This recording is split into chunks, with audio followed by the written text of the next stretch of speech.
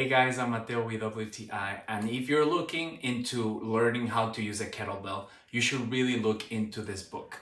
This is the Kettlebell Simple and Sinister by Pavel. I have been trying to improve my overall workouts with kettlebells, and this book has helped me so much to do so.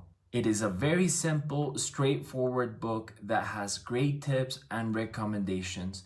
It has really helped me improve in so many different levels with my strength training. Like, for example, how to breathe properly when I'm working out, how to have proper posture in different exercises, and how to slowly but steadily make progress. The program is very easy to follow. It includes warm-up and cool-down exercises to make sure I get the best out of my workout. This is a great guidebook if you want to learn how to strength train properly. And that is my point of view.